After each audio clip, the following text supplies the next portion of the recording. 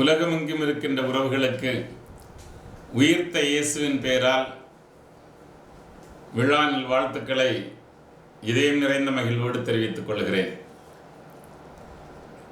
2 நாட்களாக வான்வெளியில் மௌனம் பரப்பி இருந்ததை நாம் பார்த்தோம். புனித வெள்ளிக்கிழமையும் புனித சனிக்கிழமையும் ஆண்டவருடைய உயிரற்ற உடலை தாங்கிய இந்த உலகம் உண்மையாகவே மௌனத்தீயை வளர்த்திருந்ததை நாம் எல்லோரும் அனுபவித்துக் கொண்டிருந்தோம். உலகமே நின்று போனது போல ஒரு உணர்வு. இயேசுவினுடைய இறப்பை சீரணிக்க முடியாத ஒரு தன்மையோடு இந்த மானுடம் நகர்ந்து கொண்டிருந்தது. ஆனால் கிழக்கில் சூரியன் உதிக்கிற பொழுது இயேசுவும் மிக அழகாக உயிர்த்தெழுந்து விட்டார். இயேசுவினுடைய உயிர்ப்பின் ஒளி எவ்வளவு மேன்மையாக இருந்தது என்றால், உயிர்த்த சூரியன் கூட இந்த வெளிச்சத்திற்கு முன்னால் ஒரு சிறு புள்ளியாக சுருங்கி போனது என்றுதான் நாம் கருத வேண்டும். அந்த அளவிற்கு தன்னுடைய வாழ்வின் அர்த்தத்தை நிறைவாக்குவதற்காக இயேசு உயிர்த்து நிற்கிறார். புனித வெள்ளிக்கிழமை என்று நம்முடைய காதோடு அவர் பேசினார். உன்னுடைய வருத்தத்தை, உன்னுடைய வலிகளை, உன்னுடைய கவலைகளை நான் புரிந்து கொள்கிறேன் மகனே, மகளே என்று சொன்னார். ஏனென்றால் உனக்கு முன்னால் நானும் இந்த பாடுகளை பட்டுக்கொண்டிருக்கிறேன் என்பதை தன்னுடைய பயணத்தின் போது நம்மோடும் அவர் சொன்னார். இன்றைக்கு பாருங்கள், அன்றோடு கதை முடிந்து போயிருந்தால் தீமை இந்த உலகத்தை மேற்கொண்டிருக்கும். ஆனால் தீமைக்கு எப்போதுமே தற்காலிக வெற்றிதான், உண்மைதான் வெற்றி பெறும் என்பதை இந்த உலகத்திற்கு ஆண்டவருடைய உயிர்ப்பு எடுத்து காட்டுகிறது. காந்தியடிகள் கூட சொல்லுவார், ஒருவேளை தீமை வெற்றி கொள்வது போல தோன்றலாம், ஆனால் இறுதி வெற்றி என்பது எப்போதும் உண்மைக்கே சத்தியமேவ ஜெயதே என்று சொல்லுவார். அந்த வெற்றியின் அடையாளமாக இயேசு உயிர்த்து நிற்கிறார். நம் எல்லோருக்கும் மகிழ்ச்சி. ஏனென்றால் நாம் படுகிற கஷ்டங்கள், நம்முடைய துன்பங்கள், நம்முடைய துயரங்களுக்கும் அர்த்தம் உண்டு, பொருள் உண்டு, அதனாலும் மீட்பு உண்டு என்பதை உறுதிப்படுத்துகிற நிகழ்வாக அது அமைந்திருக்கிறது. ஏன் 2000 ஆண்டுகளாக கிறிஸ்தவம் எத்தனையோ சவால்களை, புயல்களை சந்தித்த பிறகும் இன்றைக்கும் பூமி பந்தை முழுவதுமாக கிறிஸ்தவ மனநிலை, கிறிஸ்துவின் அன்பு, கிறிஸ்துவனுடைய இரக்க செயல்கள் நிரப்பி இருக்கிறது என்றால் அதற்கு காரணம் உயிர்த்த இயேசுவின் மீது கொண்ட நம்பிக்கைதான். இயேசு மட்டும் உயிர்க்கவில்லை நண்பர்களே, இயேசுவோடு சேர்ந்து அவருடைய சீடர்களும் உயிர்த்தார்கள். இயேசுவினுடைய இறப்பிற்கு பின்னால் ஊரூராக ஓடிப்போனவர்கள், தங்களையே மறைத்து கொண்டவர்கள், அந்த ரோமை படைகளுக்கு அஞ்சி தங்களுடைய முகங்களை மூடிக்கொண்டவர்கள் எல்லாரும் இயேசு உயிர்த்த செய்தியை கேட்டு மீண்டும் எருசலேமில் ஒன்று கூடினார்கள். உயிர்த்த இயேசுவோடு அவர்களும் உயிர்த்தார்கள் என்கிறது வரலாறு. மானுடத்தின் திசை இப்படித்தான் தீர்மானிக்கப்படுகிறது. அவருடைய உயிர்ப்பில் பங்கு பெற்றவர்கள் மட்டுமல்ல, அவர்களும் உயிர்க்கிறார்கள். எப்படி உயிர்க்கிறார்கள்? பயத்திலிருந்து விடுதலை, சந்தேகத்திலிருந்து விடுதலை, கவலையிலிருந்து விடுதலை, இப்படி பல்வேறு விதங்களில் தங்களுடைய இதயத்தை முடக்கி போட்டிருந்த எல்லா தன்மைகளையும் தூக்கி வீசிவிட்டு உயிர்த்த இயேசுவினுடைய ஒளியால் தங்களுடைய இதயங்களை நிரப்பிக் கொண்டதால் உலகத்தின் எல்லா மூலைகளுக்கும் சென்று இயேசுவினுடைய இரத்த சாட்சிகளாக இறக்கும் அளவிற்கான தைரியத்தை உயிர்ப்பு அனுபவம் அவர்களுக்கு கொடுக்கிறது. அதை நாம் ஒருபொழுதும் மறந்துவிடக்கூடாது. உயிர்த்த சீடர்களால் தான் உயிர்த்த இயேசுவினுடைய வாழ்வும் பணியும் இறப்பும் உயிர்ப்பும் உலகத்தின் எல்லா மூலைகளுக்கும் சென்று சேருகிறது.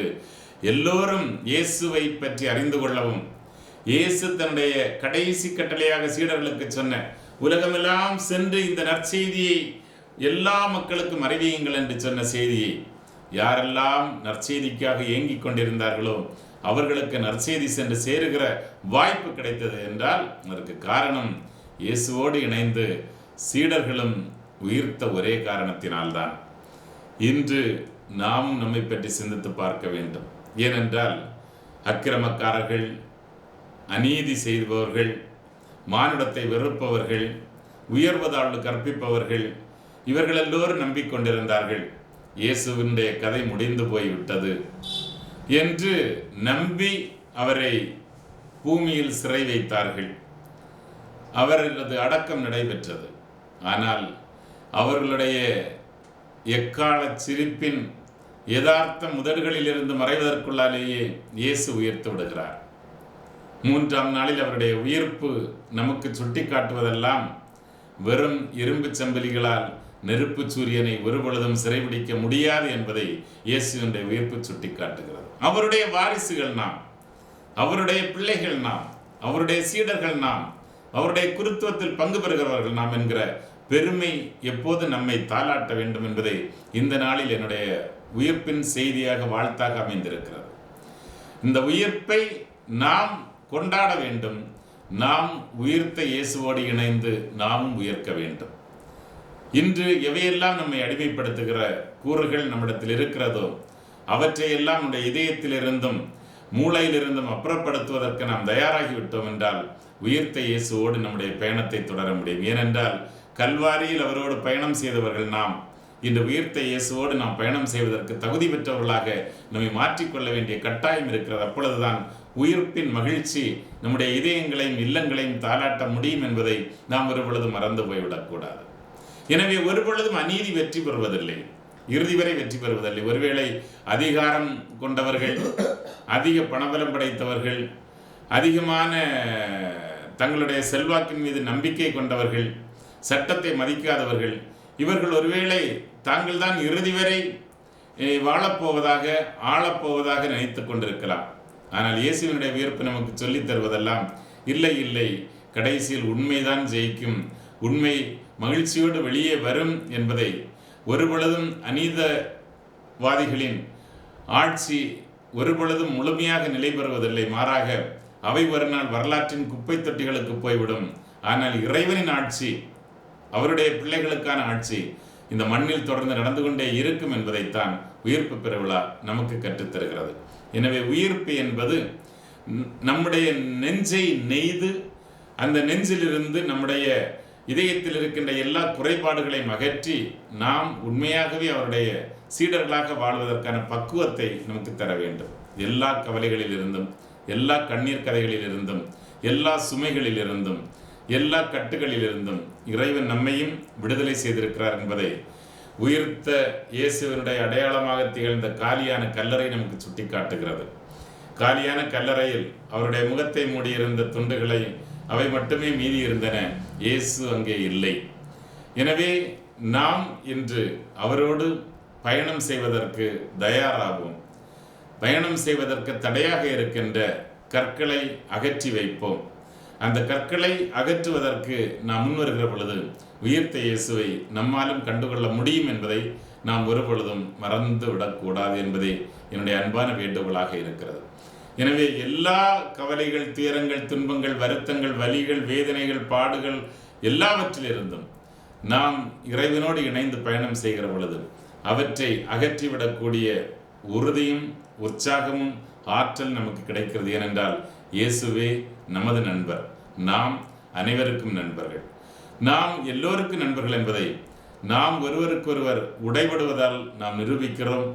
அந்த உடைபடுவதற்கான தேவையான ஆற்றலை இறைவன் தாமே நமக்கு தருகின்றார். உயிர்த்த இயேசு பயணம் செய்கிற பொழுது இன்னும் அவர் மீது நம்பிக்கை கொள்ளாமல் தங்களுடைய சொந்த ஊருக்கு போன எம்மாவுஸ் வழி நடக்கிற 2 சீடர்களை இயேசு சந்திக்கிறார். அந்த சீடர்கள் சொல்லுவதெல்லாம், அவர் பேசுகிற பொழுது நம்முடைய இதயங்கள் பற்றி எரியவில்லையா என்று சொல்லுகிறார்கள்.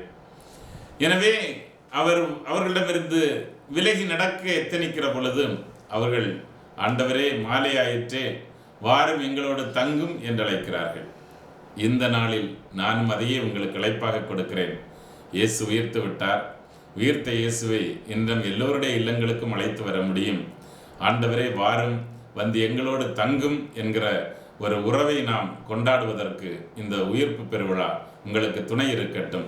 உயிர்த்த ஆண்டவரின் அருளும் ஆசீரும் வழிநடத்துதலும் உங்களோடு குறைவின்றி உங்கள் இதயங்களிலும் இல்லங்களிலும் தங்கியிருக்க நெஞ்சம் நிறைந்து வாழ்த்துகிறேன். அனைவருக்கும் உயிர்ப்பு பெருவிழா நல்வாழ்த்துக்கள்.